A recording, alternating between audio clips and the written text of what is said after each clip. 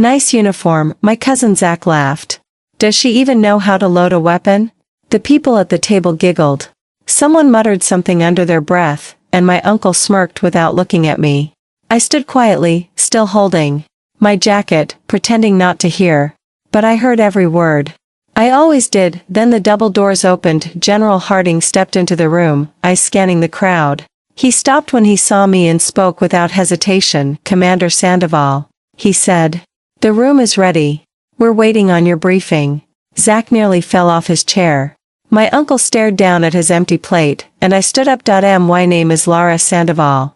I'm 33, and I serve in the U.S. Army as a commander in military intelligence. I've been in the service for over a decade. I've completed 2 overseas deployments, led dozens of missions, and trained some of the sharpest analysts I've ever met. But none of that mattered in the room I walked into that day, because to them, my own family, I was still just Lara. The quiet one. The girl who wore too much green. The niece who ran off to play soldier. It was a Saturday afternoon at a private country club outside Richmond. My Uncle Vince had rented out the space to celebrate my cousin Zach's promotion. Something about sales and numbers and regional executive something.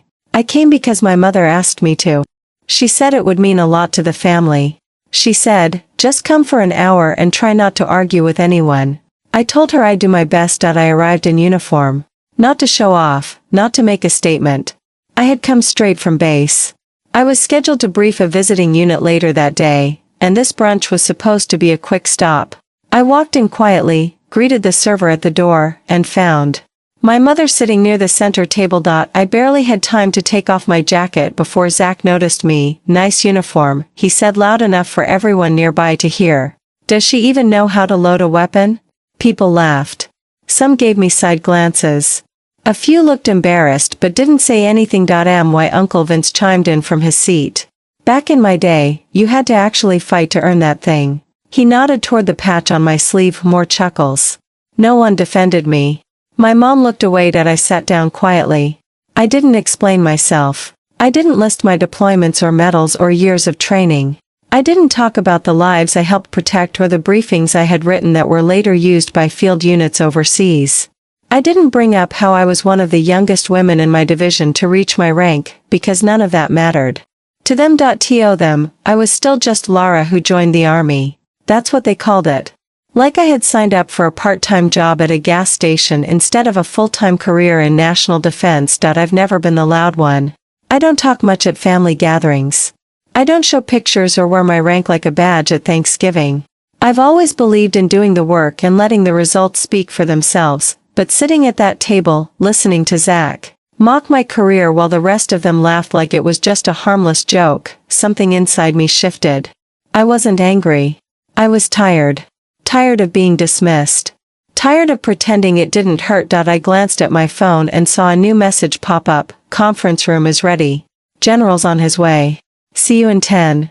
I locked the screen, stood up, and pushed in my chair. No one asked where I was going, and that was fine, because they were about to find out. As I stepped out of the dining room and into the hallway, I finally let my shoulders drop. The polished floor, the dim lighting, even the silence felt like a break from the noise behind me. I pulled my phone from my pocket and double-checked the time. 10 minutes until the briefing. I had just enough time to get my head right back. In the banquet room, no one noticed I had left. Or if they did, they didn't care. They had already decided who I was before I walked in.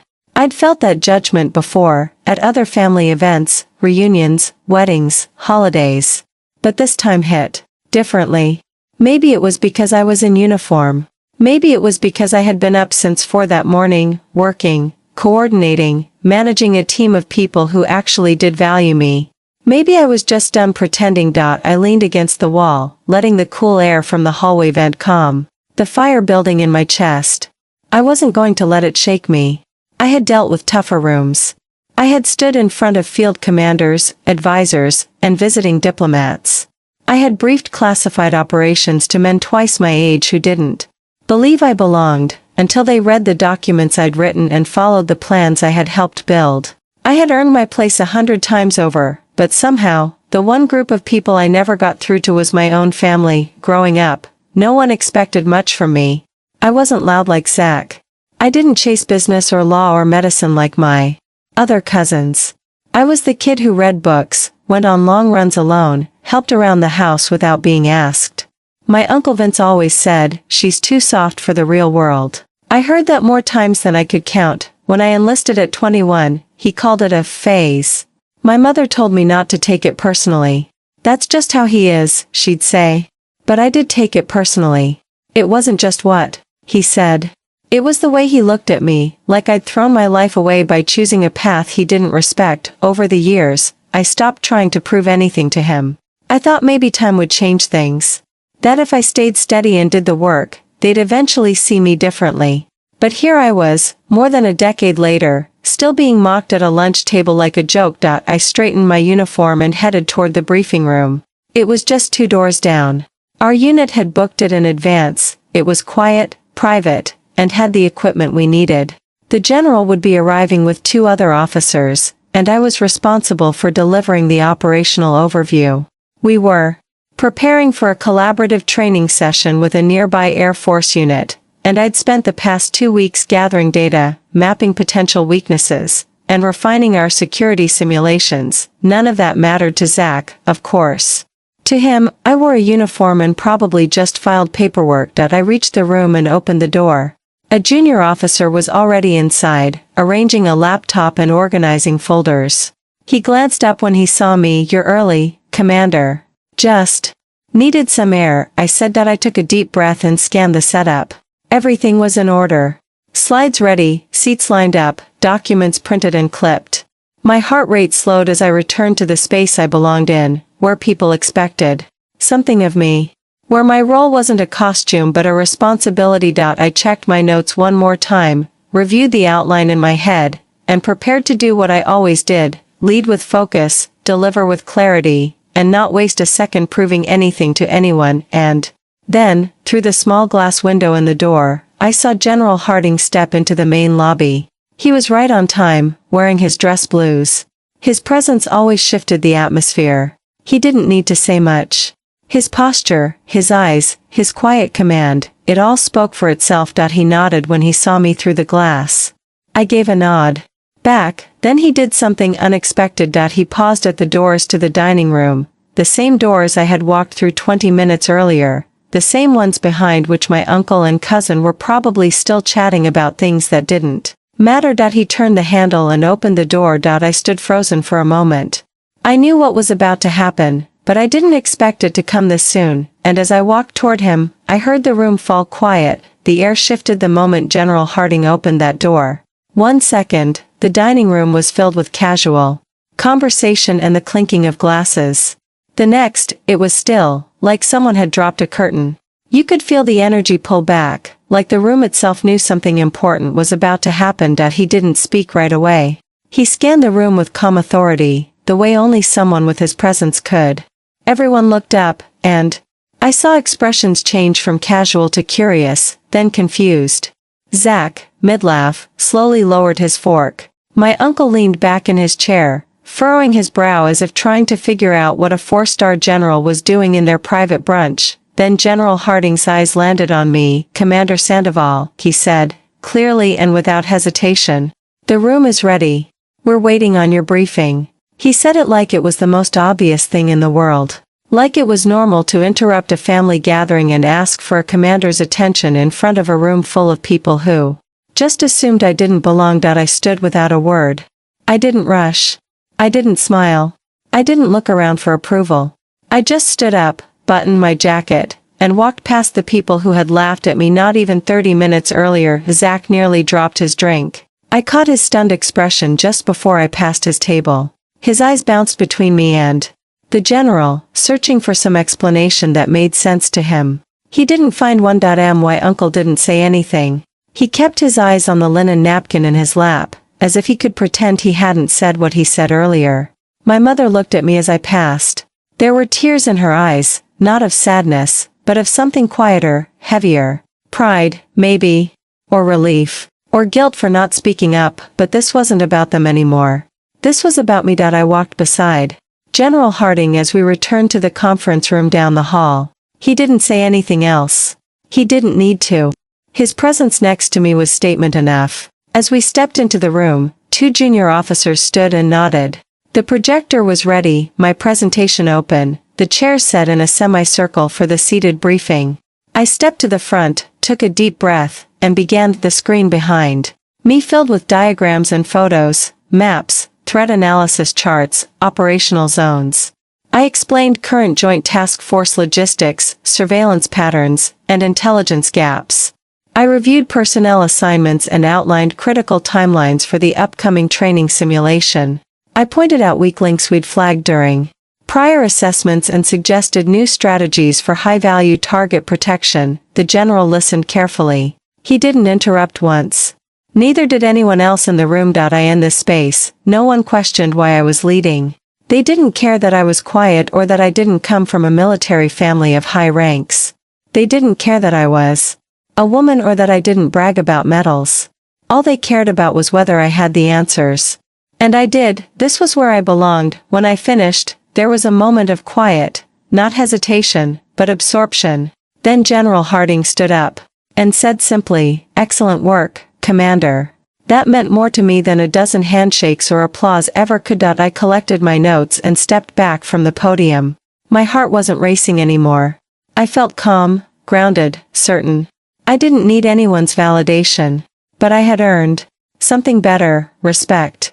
And not because I demanded it, but because I had shown up and done the work that mattered. As the general dismissed the team, one of the officers approached me on the way out. "You handled that like clockwork," he said. "Your family must be proud." I smiled politely but didn't answer. I didn't feel the need to explain that pride doesn't always come easily, especially from people who don't understand you. When the last officer left the room, I lingered for a moment. I looked down at the clicker in my hand, then back at the empty chairs. I had spent so many years shrinking myself to fit their expectations, thinking it was easier to stay quiet than to make them uncomfortable with the truth of who I was. But this time, I didn't shrink. I stood in my full height, in the uniform I had earned, doing the job I had built through hard choices and years of commitment, and I didn't do it to prove anyone wrong. I did it because I finally understood that some truths don't need to be shouted. They just need to be seen. I stepped out of the conference room feeling clear, like something heavy had finally shifted inside me. The hall was quiet again, the hum of the vents the only sound I expected. The moment to feel louder, like some dramatic shift would echo through the building. But real change is quiet. And this one had started with just 2 words, Commander Sandoval. I didn't head back into the banquet right away. I thought about slipping out through the main doors and calling it a day. I had done what I came to do. I had shown up for my duty, given my briefing, held my ground. But something made me stop in the hallway. I wasn't done yet. I turned and walked back toward the banquet room. Not to make a scene or to look for attention, but because I realized I had left in silence, and for once, I didn't want to. When I stepped back inside, heads turned. It was like walking into a completely different room. The energy had changed. The loud laughter had faded into hushed murmurs. Eyes followed me, but not in the mocking way they had earlier. There was confusion now, curiosity, and something else I couldn't quite name, but it wasn't dismissal. My mother stood near the corner, her hands clasped, watching me.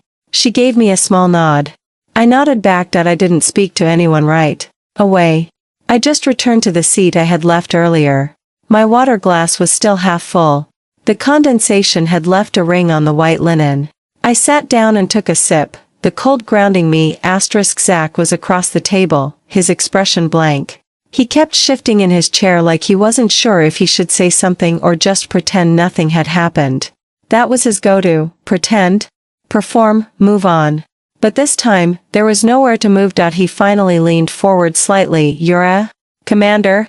It wasn't sarcastic. It wasn't even skeptical. It was soft, unsure. "Yes," I said. He blinked. "Like, actual military commander?" I held his gaze. "That's right." He looked down, then back up. "I didn't know." I nodded. "You didn't ask." That hit harder than I expected it to. Not just for him, but for me too. Because that was the truth. No one ever asked. They didn't want to know who I was beyond what they assumed. And I had let them do it. For years. I didn't need to list my achievements. I didn't pull out stats or records. I didn't need to say anything more. The briefing, the general, the silence in the room, it had all spoken for me. Uncle Vince stayed quiet the whole time. He hadn't looked at me since I walked back in. Maybe he was embarrassed. Maybe he was angry. I didn't care. His opinion didn't weigh the same anymore. The room slowly resumed conversation, but it was different now. Softer. More careful. No one made jokes. No one tossed out dismissive comments. My uniform, once a target, now stood for something they hadn't expected, and couldn't ignore. Later, after most of the guests had filtered out, my mom walked up beside me. She touched my shoulder gently. "I'm sorry I didn't say anything earlier," she said. "I should have." I looked at her and gave a tired smile. "It's okay." "No," she said.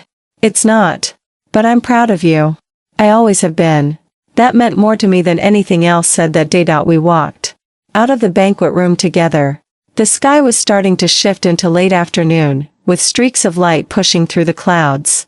It was warm, quiet, calm. As we reached the parking lot, Zach jogged over, still unsure of himself. "Lara," he said. "Look." I was out of line. I stopped. Waited. He looked down at the gravel, then back at me. "You don't need my respect. I know that. But for what it's worth, you have it." I nodded once. "Thank you." I didn't say I forgave him. I didn't promise to forget. But I appreciated the effort. Not for what it fixed, but for what it acknowledged. Some moments change everything. Not because someone says the perfect thing, or because the crowd claps. But because the truth finally lands, and it stays there. That day, I didn't raise my voice. I didn't demand anything. I showed up. I did my job. And the people who thought they knew me finally saw what they had refused to believe for years. I was the same person I had always been. They just finally opened their eyes. The drive back to base was quiet. I didn't turn on music. I didn't check my phone. I just let the road stretch out in front of me while the day settled in my chest. It wasn't just what had happened, it was how it had made me feel. Like I'd finally walked through a door I'd been standing outside of for years, only to realize the lock had never actually been there. I had just never tried to open it. I thought about that moment in the dining room, when General Harding said my name, Commander Sandoval, with such clarity and purpose. That single line erased every joke, every dismissive look, every shallow comment I had heard over the years. But what struck me the most wasn't the look on my cousin's face, or the silence that followed. It was how steady I felt. Not smug. Not triumphant. Just, hold on. I parked outside the barracks and turned off the engine, sitting for a while with my hands resting on the steering wheel. My uniform still held the shape of the long day. My notes from the briefing were tucked in the passenger seat. Everything around me looked the same, but I didn't feel the same. For years, I had played small at family gatherings.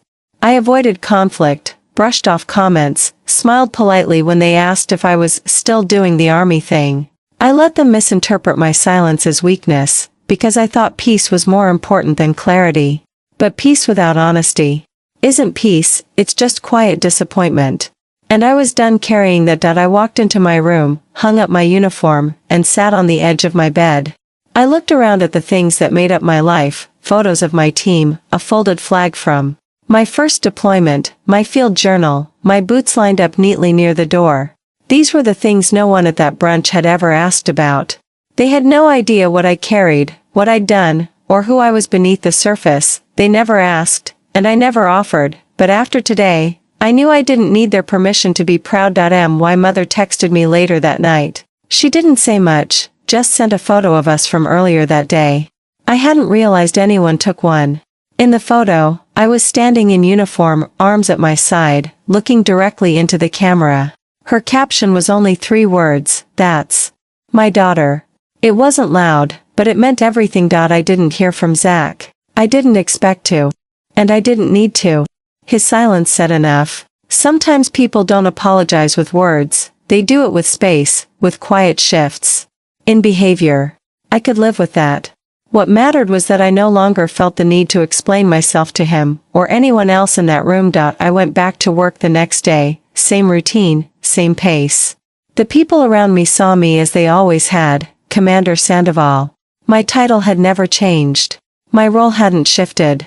The only difference was that I finally stopped separating the person I was at work from the person I became around family. There's a strange kind of strength that grows in silence. It's not the same as bitterness or pride. It's not about proving someone wrong. It's about finally seeing yourself clearly, even when others don't. And once you do, there's no going back. I realized something else that day. Some people will never know your worth because they only see the version of you that fits their comfort.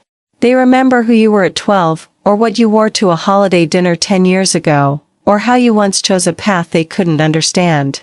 They shrink you down so they don't have to grow up, but you don't have to stay in that version. You can choose to walk into a room, stand tall, speak your name with pride, and let the truth introduce you. That's what I did. I didn't give a speech. I didn't ask for attention. I didn't demand respect. I earned it. Quietly. Consistently. Fully. And when the moment came, I let it speak for itself. That's what I hope someone else takes from this. That your story doesn't need a stage or a spotlight.